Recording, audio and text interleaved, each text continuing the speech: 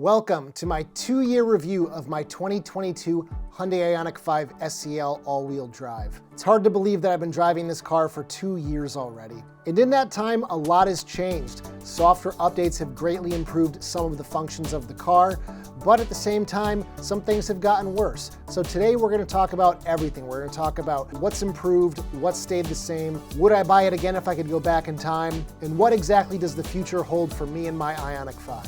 I am going to flip things around in this video though, and I'm going to start with the bad and the things that have gotten worse over time with the car. So to do that, let's change the lighting a little bit. So the first major update since my last big review video that's quite the negative is that at about 20 months, the radar unit on my car completely died. I no longer had highway drive assist for assisted cruise control. Now, it wasn't the end of the world. I brought it into my local dealership, Key Hyundai of Manchester, and they took care of me. They got me a rental car while they got a replacement part, and then they just installed it, and everything's been great ever since. But when this issue did happen, I did do some Googling, and it sounds like this radar unit does tend to fail relatively soon in the life cycle of one of these cars. And no, I'm not saying the Ioniq 5 specifically. I'm saying any modern Hyundai Kia car that has adaptive cruise control. And lucky for me, I'm still in that new car warranty, so it was fixed free of charge. Something else that did affect my Ioniq 5 in the last 6 months is the fact that the car did overheat when charging at its full level 2 charging potential of 11 kilowatts. I'm sure you guys have probably seen my video. I did a deep dive into the charge port issue. I took my entire charge port apart to try and figure out what was going on, and in the process, inadvertently fixed my level 2 charging problems at 11 kilowatts. The car no longer overheats, something was wrong, and I just happened to fix it by taking the charge port apart and putting it back together. The pins may have been pushed into the charge port a little too much over the 1.5 years of charging at home. Maybe it had something to do with DC fast charging. I don't really know. It's possible it also had to do with the thermistor that senses the overheating charge port. It might not have even been a overheating charge port. It might have been a misread by this temperature sensor, thinking it was overheating when it really wasn't, and then thus derating your charging to a lower speed. If you haven't checked out that video, that was a fun one. I got the link above right now. And this is a widespread issue. This affects a lot of Hyundai Kia Genesis EV owners. I continue to battle rattles in my car, the main culprit being a rattle in the passenger front door. If I have music on with any amount of bass, it just really vibrates at a high frequency and just really annoys me. If I pull on the door panel when I'm in the driver's seat and pull it towards me, it does kind of click things into a different place and it goes away for a little bit, but it always ends up coming back. I have not had the dreaded trunk rattle issue. That's never affected me, but this door panel issue has really been driving me crazy. I just don't feel like wasting time at the dealership trying to get them to figure it out. Something else that occurred last year was the issue with Eco Mode getting just completely nerfed during a software update earlier in the year. So I went in for an update, came out, realized that Eco Mode was practically unusable, taking about 6 seconds or more to get to 30 miles per hour. Just absolutely asinine. And as more people started getting this software update, we all started complaining, and I don't know if it was Hyundai watching my videos or not, or the pressure campaign I put on them, but they did end up releasing a fix for that issue. And now Eco Mode is actually pretty usable and works fairly well. But nonetheless, this was a really annoying issue to deal with earlier in 2023. A few things that I've talked about in previous reviews that still drive me crazy are the lack of wireless Android Auto and Apple CarPlay. It doesn't seem like this is ever going to come to any of our cars. It will likely come in the 2025 mid-cycle refreshed Ioniq 5 later this year. Something that still really annoys me is the lack of rear wiper, and I don't think it's something I'm gonna ever get over, but lucky for me, the 2025 Ioniq 5 is going to get a rear wiper, so huzzah, we're finally getting one. Something else that really sucks with the car, and especially the navigation system and DC fast charging, is the fact that only about twice a year are we getting major map updates, and with the rate of DC fast chargers being installed here in the United States, it's not enough. They need to have these updates at least every month, because every single day, I just read this article the other day, there's 125 electric car chargers coming online every day. So that means over the next 6 months that you'll be missing 22,000 plus EV chargers that you could be inputting as your destination and having the car prep the battery for high-speed charging. So Hyundai, please ramp up the frequency of mapping updates. Or you could just step aside and let Google or Apple handle this. That would be much better. Another thing that drives me absolutely cuckoo with this car is the front parking sensors. God, they go off all the time for no reason at all. There are no cars around me. I could just be sitting in a parking lot, they might go off. Happens a lot in traffic. A lot of the time it happens behind Fords. I've heard that it has something to do with Fords and Hyundai's frequencies just kind of overlapping or something with the radar, and it just throws them off. But sometimes once it starts going, it just keeps coming back over and over again and drives me crazy. So I don't know what the issue is, but I absolutely hate the parking sensors on this car. Another issue I have with the car is going to be this sensation that I get every once in a while when I'm coming off of a highway, getting on the off-ramp.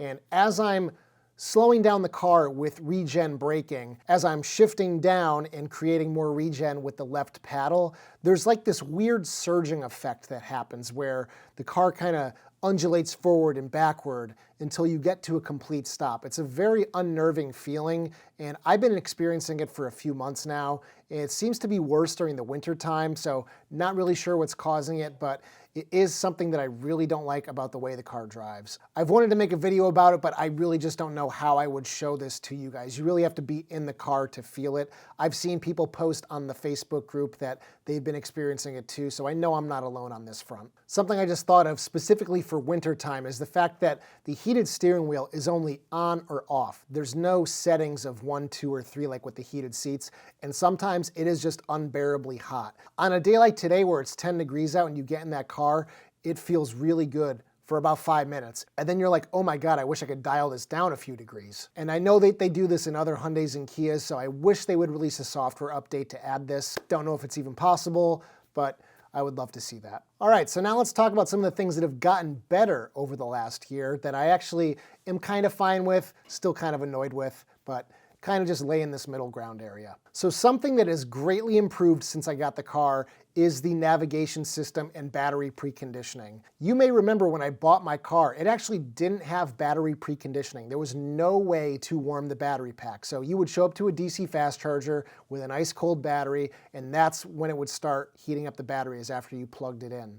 And it would take 30 to 35 minutes to go from 10, 15% to 80%. So it wasn't anywhere near ideal charging speeds in the wintertime. Now, that's not to say that during the summertime the charging wasn't amazing, but during the wintertime it was really lackluster. So fast forward to late 2022, they did release a software update for all-wheel drive Ioniq 5s that did add battery conditioning, and that was a huge important thing to gain with the car. But at the same time, the navigation system and planning of charging stops still didn't really exist. It wasn't really until May of 2023 that they really improved the navigation system quite a bit. They added multiple charging stops being planned on a road trip with automatic battery conditioning. None of that existed in the navigation system prior to that. Prior to that software update last May, you would have to hop from one station to another, picking it from your point of interest list and just hopping along as you get to your destination, which was pretty bad. And I didn't really have the best experience using it that way. So Hyundai has vastly improved it, but it still has a long ways to go. Another thing that has vastly improved with the functionality of the Ioniq 5 is BlueLink in general. When I first got my car, BlueLink was hot trash.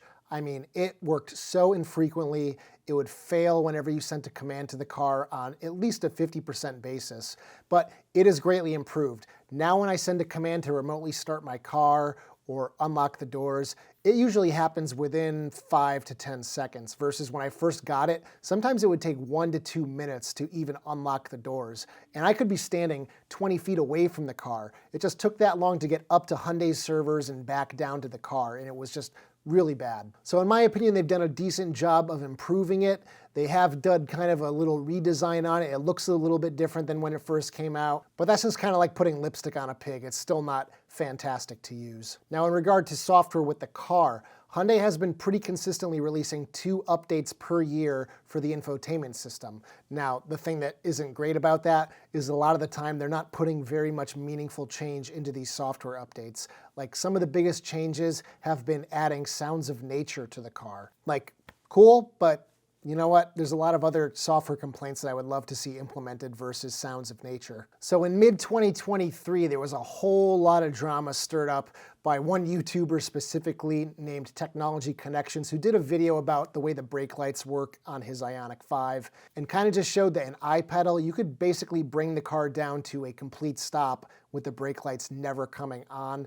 And this caused a big fury online about people worried about getting rear-ended. And I'll be perfectly honest, at first I was really psyched about the software update they released that was going to engage the brake lights when the car reached a certain level of deceleration. So if the car accelerates more than X number of Gs, the brake lights come on. My issue with that update was that it seems to be more tied to the regen amount, not necessarily to Gs. So it seems to me that the brake lights are coming on far too often than they need to, which some of you are perfectly fine with. You'd rather drive a car that's on the cautious side. Whereas with me, I'd prefer my brake lights to not flash on and off just because I'm kind of letting off the accelerator pedal a little bit to kind of just creep to a stoplight or something. So part of me kind of longs for the old way the brake lights used to work, but I guess overly cautious is the route that Hyundai wanted to take here. Hyundai has also kind of tuned the way that iPedal comes to a stop as well. So if you don't know what iPedal is basically one pedal driving for the Ioniq 5. So you just let off the accelerator and the car will come to a complete stop. Hyundai has seemingly also changed the programming of iPedal a little bit over the last year, in that now it's not nearly as aggressive as it was when I got the car, meaning if you let off the accelerator pedal, it would come to a stop quicker than it does now. Now it seems like it takes just a little bit too long to come to a complete stop, which I'm not a fan of. In the most recent software update that Hyundai did push to the Ioniq 5, they did also make some changes to the sound system, and it does sound a little bit more improved over the previous version of it. And I gotta say, I really do appreciate that. I still don't think it's a great sound system, but it's much more easy to live with on a day-to-day basis. That kind of does it for the middle ground type of stuff, so let's talk about now the things that I still really love about the Ioniq 5 after 2 years. So the first thing I want to talk about is a software update that they pushed last year, and that changed the way that the car estimates how much range it has. So prior to this update, the car would use the previous 2 weeks of driving data to estimate your range. Now they've changed it to just the previous 1 week. And that makes a huge difference because you might have done a ton of highway driving for 2 weeks and then you're driving in the city and it's going to think you have no range when in reality you have a ton of range. And that could be completely flip-flopped. It just is much more logical to do it over 1 week. So once winter and cold temperatures rolled in this year, I really saw that change in range much quicker than I did in previous years. And that's good. For new EV owners, they really need to see that change happen. I know it's going to be startling, but it has to happen quicker than slower. 2 other things I'm thrilled about with my car have been affecting other Ioniq 5 owners, but not me. That is the dead 12-volt battery issue, as well as the failed ICCU and fuse for the high voltage battery pack. These issues have been fairly widespread amongst Ioniq 5, EV6, and GV60 owners to the point where many people have had their cars bought back under lemon laws.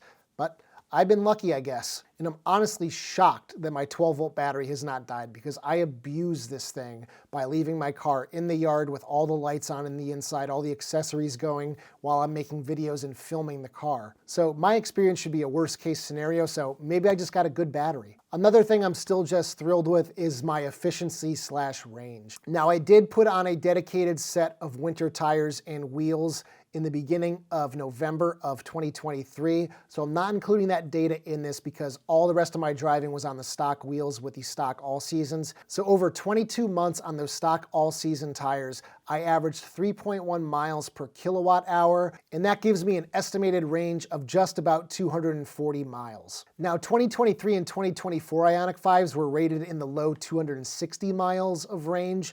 My car was rated at 255, so I'm only about 15 miles off of that rated range. And I do a lot of highway driving. I would say at least 80% highway, maybe 20% city. It might even be higher. It might be more 90 and 10.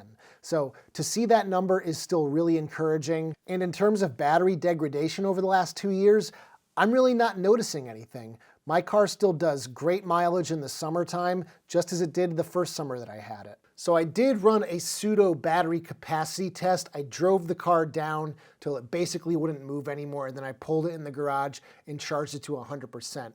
And that yielded me a capacity, according to the OBD2 scanner, of about 71 kilowatt hours. Now, that definitely sounds lower than 77.4 kilowatt hours, which is what everybody talks about, but you have to account for the 3 to 4 kilowatt hour battery buffer down at the bottom of the pack. And that is because they don't want you draining the battery to completely zero. So there is about 4 kilowatt hours extra at the bottom. And if you add that to that, that brings you to about 75 kilowatt hours. There's also the buffer at the top of the battery pack, which is another 3 to 4 kilowatt hours, bringing the total to about 77, 78 kilowatt hours. Now, looking at the OBD2 scanner data, I did see that my battery state of health indicates a health of 100%, which is kind of hard to believe after 2 years.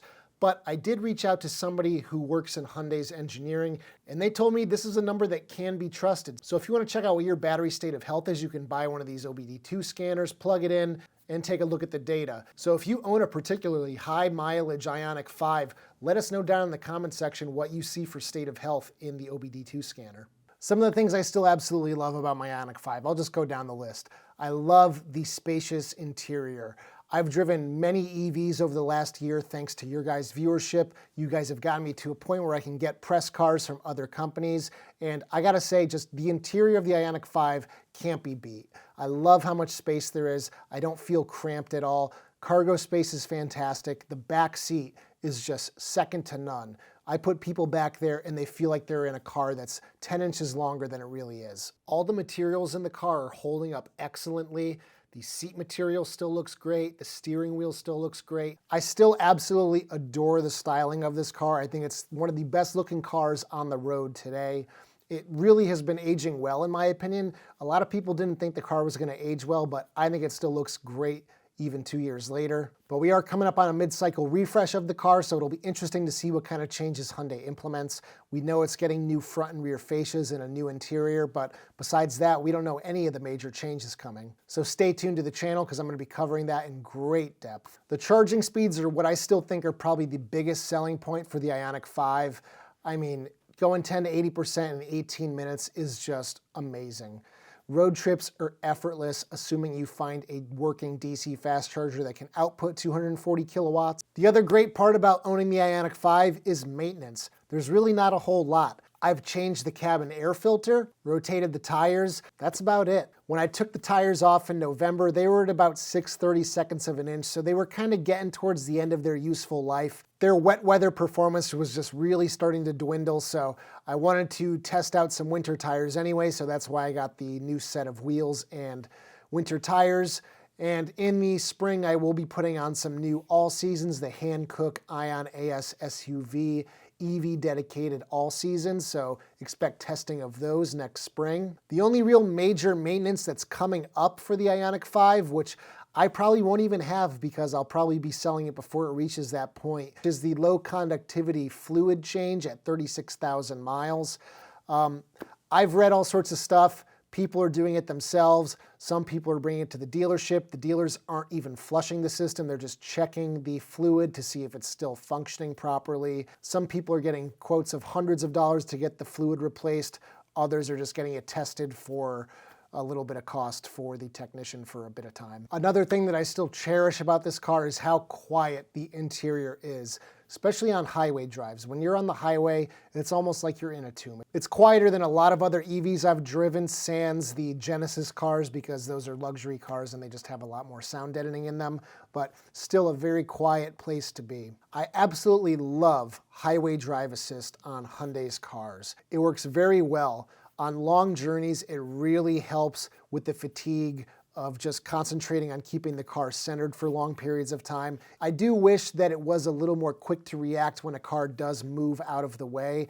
I just recently drove the Polestar 2, and that system really is aggressive about getting back up to speed after the car in front of you moves out of the way, where the Hyundai just has a little bit too much of a delayed reaction. But on average, I use it about 40 minutes every single day, and the system works great. Especially with bumper-to-bumper traffic, there can be times when you sit there, you can go minutes without it asking you to put your hands back on the steering wheel. It just handles bumper-to-bumper really well. So my Ioniq 5 currently has about 25,000 miles. So if we take 25,000 divided by 3.1 miles per kilowatt hour, gives us an average of 8,064 kilowatt hours. If we multiply that by my average cost of electricity that I've paid over the last 2 years, I'm gonna estimate that at about 23 cents per kilowatt hour. That gives us a total cost of fuel of about $1,854. Now you're gonna have to take that number with a grain of salt because my situation here is a little bit different. I have solar panels on my home. I have an 8.6 kilowatt array.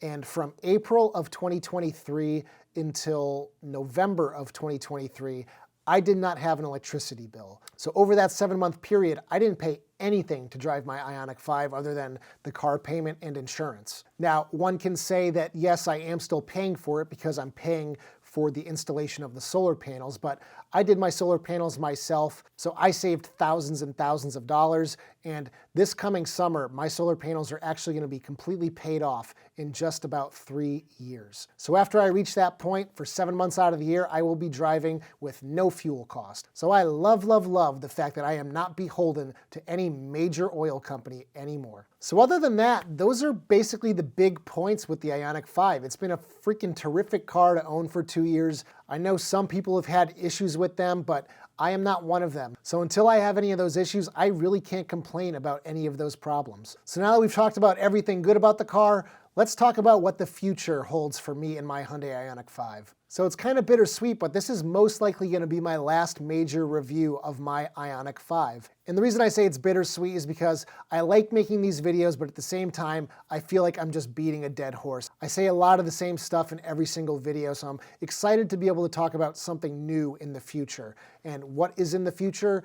Well, it's most likely going to be the 2025 Hyundai Ioniq 5 coming out later this year. I am planning on selling my current car. If any of you are interested in buying it when I'm done, let me know. But odds are around September, October, November of 2024, I'm gonna get that new 2025 Ioniq 5, check out what that's all about, and then you can expect these kind of updates for that car all the way into the future. And it is gonna be a little sad to get rid of that car because it has brought me a lot in the last couple years. It's brought me this business of sharing videos with you guys, making all these cool products that I sell in my store at ioniqguy.com, all the accessories for the Ioniq 5. If you had told me that I was gonna be running a YouTube business, a manufacturing business, I would have said, what the hell are you talking about? You have no experience doing any of those things. And it has been an experience and definitely a learning experience. I have learned so much about running my own business over the last 2 years. It's been a lot, but it has been a ride that I would definitely happily do again. But this is where I'm gonna step off this ride and check out the next Ioniq 5. I just really hope for the 2025 Ioniq 5 that they've worked a lot of these bugs out that have been affecting other owners and some of them for me. They just really need to make these improvements to make the car much easier to recommend to any person. And I really hope that the videos I've made and the complaints I've put out into the world kind of help guide them in some of these changes they're gonna make with the 2025 Ioniq 5. So we will see later this year. It's really not that far away. We're talking only about 9 months at this point. And many of you have heard me talk about possibly getting a Kona electric for the channel. And I'm still just very indecisive. I've got a lot changing in my life over the next 6 months, so I want to kind of hold off and see what's going to happen. So if you need accessories for your Ioniq 5, Ioniq 6, Kona electric, EV6 or Genesis GV60, check out ioniqguy.com. I've got all sorts of accessories for all those cars. I've got cup holder enlargers, sunglasses holders, charging indicator covers. I've got magnets with the various wheel designs of all the cars. And I also have that newest addition to my store, the auto lock module that once all the doors of the car are closed, after 10 seconds, the car will automatically lock. It's kind of like proximity lock, but it's not proximity based. It's just time based. But easy to install and works fantastically. I've got a video on that if you want to check it out. I'll have the link above right here. But I think I'm going to call it here. This has been the 2-year review of my Hyundai Ioniq 5 SEL all-wheel drive. If you liked it, give it a thumbs up, share it, subscribe if you haven't already done so, and I will see you guys in the next one. Take care, everybody.